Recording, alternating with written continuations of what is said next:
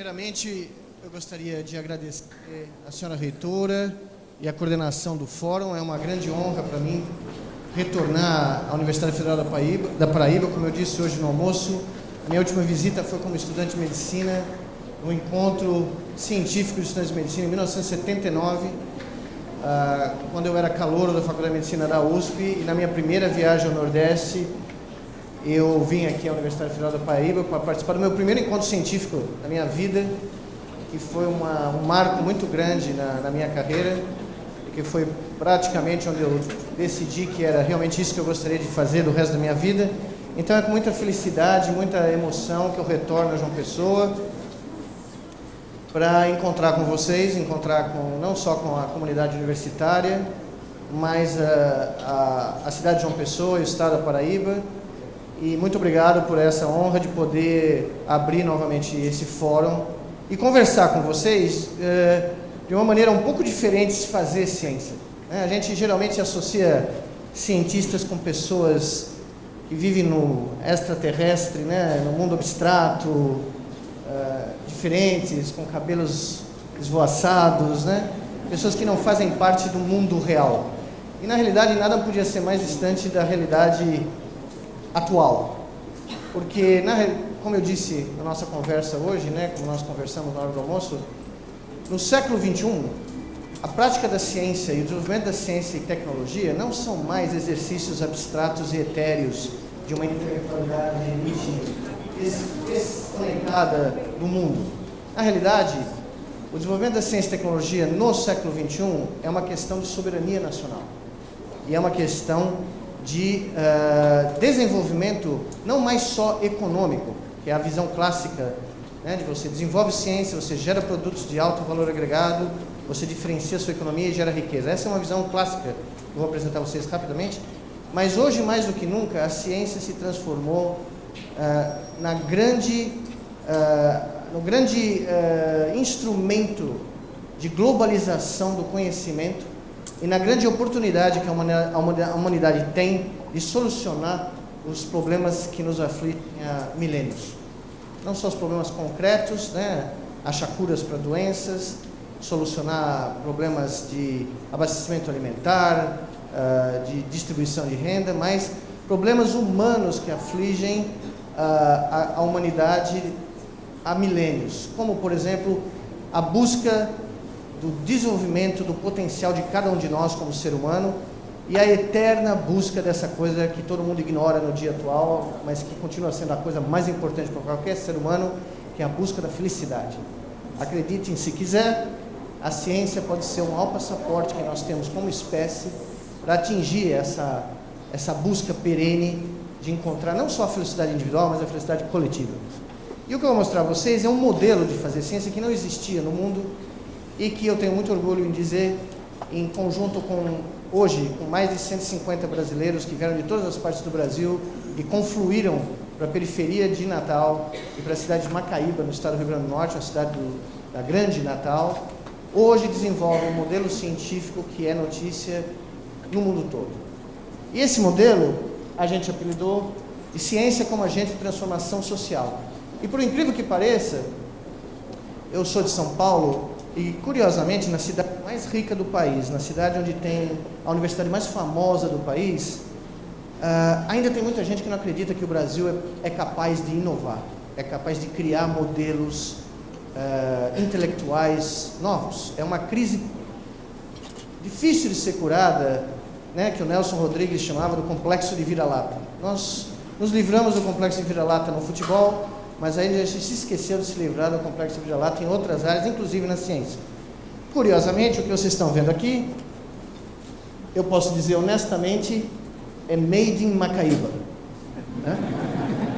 Porque a visão tradicional da ciência, que a gente conhece de livros, textos, desculpe a luz, eu não sei se vocês conseguem enxergar qualquer porcaria aí do fundo, mas quem não enxergar avisa que eu traduzo em português com sotaque aqui.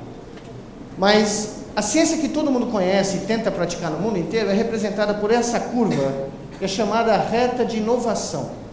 E basicamente ela mede no eixo X a capacidade de inovação de uma sociedade. Esse é um estudo feito na Harvard, onde esse pesquisador criou um polinômio qualquer que mapeia a soma de toda a inovação criada num país. Número de teses de doutorado, patentes, novos processos industriais, tudo que ele achou que era relevante, ele colocou aqui.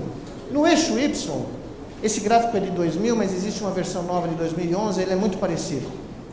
No eixo Y aqui, vocês veem a riqueza per capita de uma nação. Basicamente, a riqueza dividida pelo produto interno bruto, né? O produto interno bruto, dividido pelo número de habitantes desse país. Ou seja, a renda per capita do país. E como vocês podem ver, é difícil de ver, aliás, mas eu posso mostrar para vocês aqui uma reta muito precisa, um coeficiente de correlação de 0,9, o que, se eu tivesse correlação de 0,9 em todos os meus resultados, eu publicava toda semana no Science, né? Mas o que vocês mostram aqui é que cada um dos pontos tem o nome do país. E como vocês veem aqui no topo, se vocês não veem, eu vou ler para vocês, o topo dessa reta de inovação tem países como Estados Unidos, evidentemente, no topo, Suíça, Noruega, Islândia, Dinamarca, ou seja, todos aqueles países que investiram na capacidade de inovação da sua sociedade, seja pela melhoria dos serviços educacionais, seja pela melhoria das universidades, pela melhoria dos processos inovativos industriais, seja lá por que for, galgaram a reta da inovação e hoje produzem uma riqueza per capita muito grande. Os países que evidentemente não tiveram a oportunidade ou não tiveram a visão de investir nesses elementos, porque ciência não se começa sendo praticada em nenhum desses países do topo da reta, como a Finlândia, por exemplo, ela não começa a ser praticada aqui na universidade. A ciência a ciência de ponta, ela começa a ser praticada lá no ensino básico, onde as nossas crianças começam a aprender a querer sonhar com o impossível. Elas são introduzidas à prática da ciência quase que brincando de ser cientista, que é o que ocorre na Finlândia, na Suécia, na Dinamarca, não mais nos Estados Unidos, mas nesses países onde os sistemas educacionais decolaram, a produção científica decolou junto. E a capacidade de criação e inovação decolou em paralelo. Porque ciência, eu gosto de dizer, é como arte. Ser cientista é ser pago para ser criança a vida inteira. É ser pago para ser curioso, para basicamente desafiar todo o dogma, toda a autoridade. Eu nunca conheci um cientista realmente bom que não tivesse total ojeriza à autoridade. Porque o cientista que é bom, ele quer desafiar o que dizem para ele que é a verdade. Até que provem para ele que é a verdade, ele não acredita. Tá? Então, a posição do Brasil está aqui em 2000, ela melhorou um pouquinho em 2011, mas ela está aqui. Ela está na famosa posição brasileira, em várias coisas, sempre lá no meio, tentando escapar, né? Tentando escapar de um lado da mediocridade, mas com vergonha de chegar no topo da curva, porque não é para nós não nascemos para isso, nós não nascemos para desafiar a autoridade, nós não nascemos para produzir. Essa é a visão do Brasil que já foi, o Brasil que já passou. O Brasil de agora é outro país, é o país que sim tem obrigação, não por nenhuma questão de orgulho nacionalista barato ou patriotismo fajuto, mas tem obrigação de oferecer aos seus filhos e às suas filhas, às suas crianças, a oportunidade de galgar a curva de inovação e atingir o potencial pleno intelectual que cada um de nós nasce, né? Ou deveria nascer, né? Dadas as condições de educação e saúde propiciadas à população. Essa é a visão oficial do que a ciência produz. E se vocês saírem pelo mundo afora, vocês vão ouvir de muita gente, invista, muita gente, eu digo, governos, líderes nacionais, mesmo dos países que fizeram essa subida. Invista em ciência, porque ciência vai gerar riqueza. Essa visão é verdadeira, ela não é mentirosa, ela é verdadeira, mas a ciência é capaz de produzir muito mais. Antes de eu chegar nisso, eu quero mostrar para vocês que, na realidade, a tese de que inovação e desafiar o impossível não condiz com a nossa natureza tropical é absolutamente furada. Porque muito antes de que essas pessoas que hoje falam isso nascessem ou tivessem nascido, havia gente no país, aqui nesse país, ou pelo menos desse país, que era capaz de fazer o impossível. Nós já fomos uma nação de gente que fazia o impossível. Talvez em algum momento do último século nós tenhamos perdido o gosto e o prazer de buscar o impossível, mas nós já fomos. Porque em 1901, mais precisamente no dia 19 de outubro de 1901, o mundo todo ficou sabendo que o maior doidivano que existia no planeta na época se chamava Alberto Santos Dumont, tinha nascido no interior de Minas Gerais, tinha crescido numa fazenda de café, me desculpem os professores da sala, nunca foi para a escola, porque eu aposto a minha carreira inteira que se Santos Dumont tivesse ido para a escola, ele jamais teria voado, porque no primeiro momento que Santos Dumont, na segunda série, tivesse ido para a professora, no dia que a professora pergunta, e aí, o que você vai ser quando crescer? O vizinho dele ia falar, eu vou ser advogado, eu vou ser médico, e aí, Albertinho, o que você vai ser? Eu vou ser aviador. A primeira hora que ele falasse isso, ele ia ser mandado para o canto para recitar a tabuada, né? E ficar lá o resto da carreira dele. Mas Santos Dumont não foi para a escola, ele aprendeu tudo o que ele sabia na fazenda de café do pai, e aos 17 anos, quando a mãe dele chegou para ele e perguntou, Alberto, o que você vai fazer da vida, já que o pai dele tinha sofrido um acidente e veio a falecer, e transformou Santos Dumont um dos homens mais ricos do mundo, não do Brasil, do mundo, porque ele possuía fazendas de café que eram responsáveis por uma participação em alguns percentuais da produção de café do planeta. Nessa idade, Santos Dumont chegou para a mãe e falou, quando a mãe perguntou o que você vai fazer, Santos Dumont respondeu simplesmente, singelamente, dessa maneira. Dá para eu parar um pouquinho, porque senão não tem como. Santos Dumont respondeu da seguinte maneira, mãe, eu vou voar. E o mais incrível para nós, não para ele, porque ele sabia que ele ia voar, mas para nós, é que ele cumpriu a palavra. Quantos exemplos da história brasileira nós temos onde alguém falou que ia desafiar o impossível e cumpriu a palavra? Poucos. Esse é verdadeiro. Então, o que vocês estão vendo aqui é uma foto histórica. Essa foto foi capa de todos os jornais do mundo em 1901.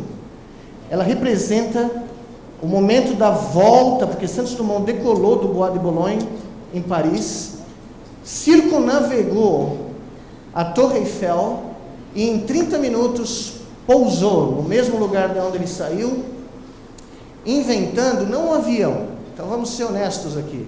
Santos Dumont jamais inventou o avião. Quando ele voou no 14 bis em 1906, 3 anos antes dele, os irmãos Wright, que são americanos, tinham voado na praia que eu frequento, na Carolina do Norte, só que em segredo, mas tinham voado. Mas não interessa, porque o avião é simplesmente um caso particular daquilo que o Santos Dumont inventou sozinho em 1901, que é o voo controlado. Santos Dumont inventou toda a tecnologia para fazer com que uma máquina, uma nave espacial ou aérea pudesse ser controlada pelo ser humano. E isso precede a invenção do avião. E ela é muito mais fundamental, porque ele abriu o mundo para voar, como ele disse, junto com os pássaros de Paris. E ele fez isso sem ir para a escola. Santos Dumont não tinha doutorado, Santos Dumont não participou de banca, Santos Dumont não tinha nem currículo Lattes, pense nisso. Santos Dumont jamais seria pesquisador 1A do CNPq. Santos Dumont não ganharia a bolsa da CAPES. Santos Dumont não tinha conceito 7 de pós-graduação onde ele frequentava, porque onde ele frequentava todas as noites era o Maxims de Paris, onde ele enchia a cara até de madrugada, pensando como ele ia voar no dia seguinte. E esse homem inventou algo que 3 gerações depois é responsável pela 3ª maior empresa de aviação do mundo, que eu voo todas as semanas nos Estados Unidos, que é a Embraer.